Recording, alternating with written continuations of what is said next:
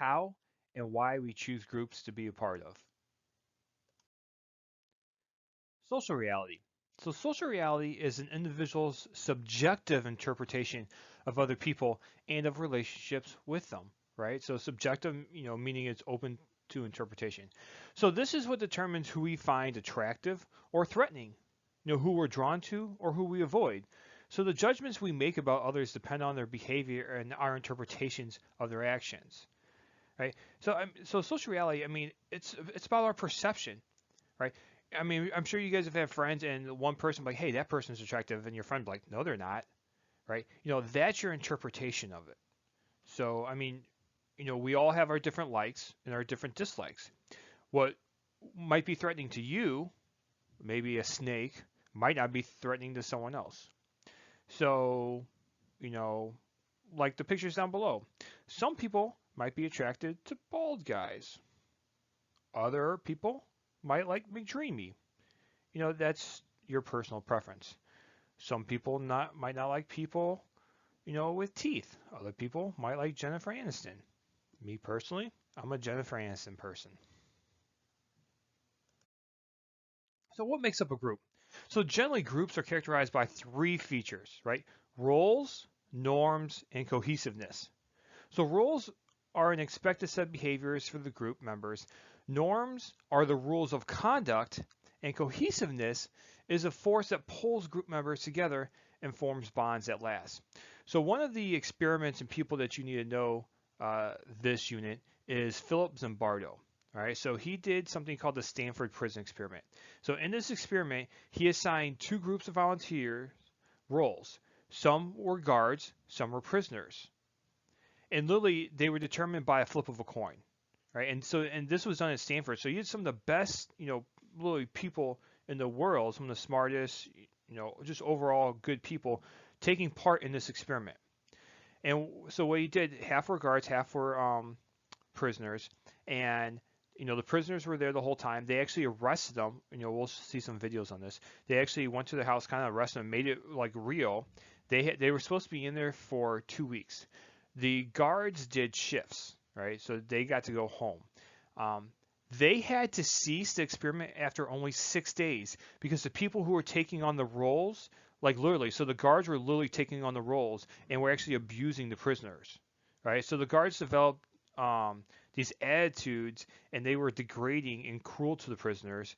Uh, because of that, the prisoners started to become rebellious and, you know, were forming some protests. And you'll see this. Uh, After a couple of days, a person had to leave, kind of had a little breakdown. And then pretty much everyone a day after that also had to leave because they were having breakdowns. So the guards weren't necessarily physically abusing them, but they were mentally abusing them. And you'll see some examples of this in the video. They've even made some movies about this.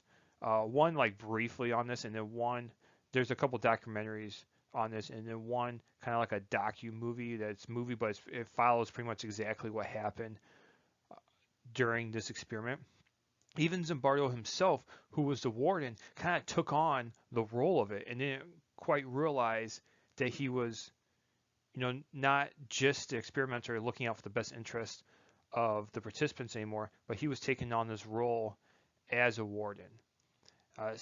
Crazy experiment. It showed a lot about us as humans and when put into the authority role. So you have these kids, great kids, but they were put into this authority role, and then they kind of turned. They became someone else almost. Like you couldn't, like the prisoners couldn't tell them what to do.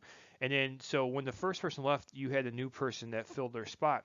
Well, he hadn't been there the first couple days, and he became very rebellious. He was, forming like I don't want to say sit-ins, but where he refused to eat, different things like that. And then the guards would punish the other prisoners to kind of get back at the person who was protesting.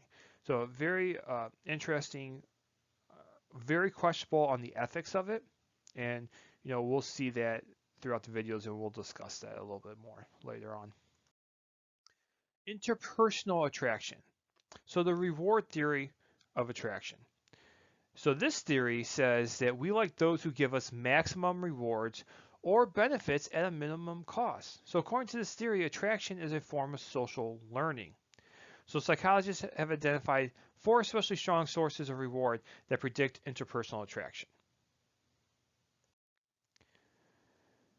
So how it's saying, maximum rewards. So and that could be different depending on the relationship it is. But minimum cost, you know, if you don't like being around the person or maybe they're abusive, then eventually those costs you're going to want to end that relationship. So the four sources of attraction. Number one is proximity, right? The idea founded by Zajanc is that people will work harder to make friends with those to whom they are closest physically. And now with the global society, it's kind of changed a little bit. But, a lot of times if you moved away and you say, oh, I always stay friends with you, a lot of times it doesn't really happen because you're going to put more effort to make friends with the people who are by you. It's just easier. They say long distance relationships, a lot of times they don't work. And that's because it's easier to make, to be in a relationship with someone who's near you. Now, with the technology we have now, it's a little bit easier to do those things. But overall, we tend to make more of an effort with people who are physically by us. Number two, similarity. So people usually find it more rewarding to have a relationship with someone who shares the same attitudes, interests, values, and experiences as they do. Think about who you're friends with. Usually, it's people who you have something in common with, right? You need to have something in common to talk about, to share. You guys might have heard like opposites attract, and that can be true to a certain extent.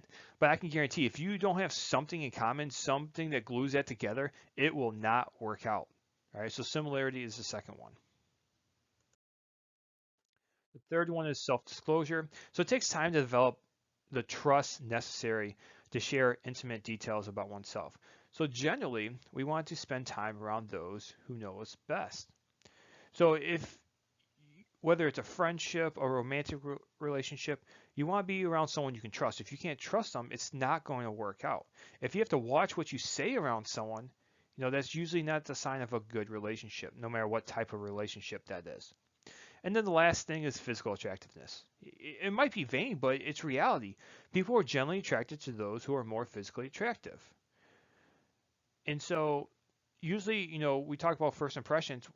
Usually it's that physical attractiveness, that's what initially draws you to someone.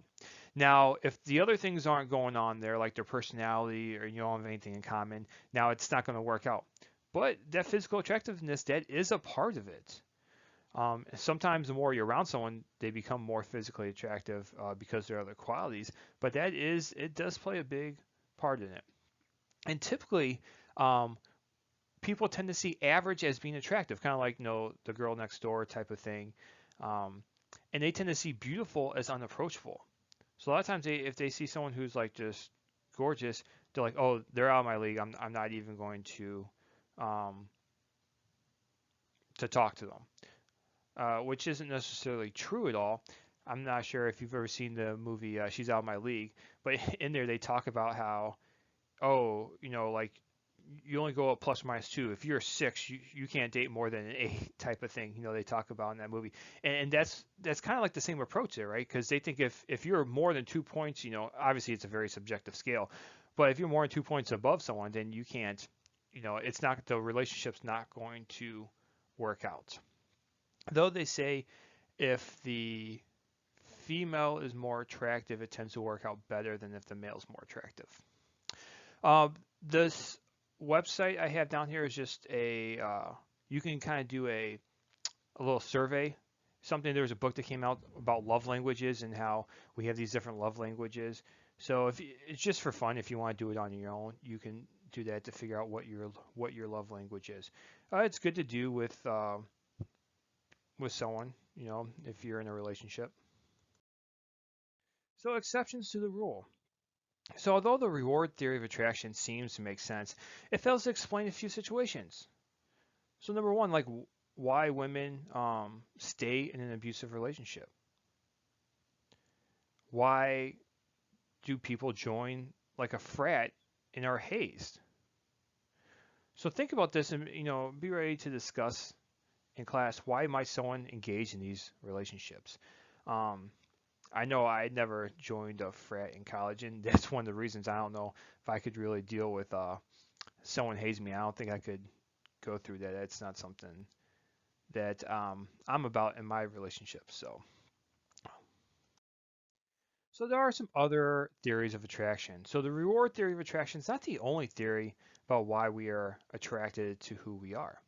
There's also something called the matching hypothesis, right? A prediction that most people will find friends and mates that are perceived to be about the same level of attractiveness. And this is what I was talking about with that whole, she's out of my league, like the theory that the guy was talking about in that movie that you can't date anyone that's more than 2 points ahead of you. So if you're a 6, you can't date anyone more than an 8. And that's because we tend to want to find someone that's similar to us. Remember, it's all about perception, right? So if you perceive yourself as an 8, then you can, go after whoever you want. But it's all about the perception, even though other people might see you something else, or other people see you as like an 8, but you see yourself as like a 5 or 6, right? So the key thing to this is all about perception, though. And so you're going to, whatever you perceive yourself, that's what you're going to be looking for in a mate. There's also something called the expectancy value theory. This is the theory that people decide to pursue a relationship by weighing the potential value of the relationship against their chances of succeeding in that relationship. So basically, we try to have a relationship with the most attractive people we think will probably like us in return. So you're probably not going to dump Zac Efron for GJ Qualls. That's just my guess. Maybe, we all have different perceptions of attractiveness, but that's just what's probably not going to happen. So, like I said, you're going to try to get the most attractive person you can that you think you can get. But if you think they're out of your league, then you're not even going to try for it. And lastly, in group versus out group.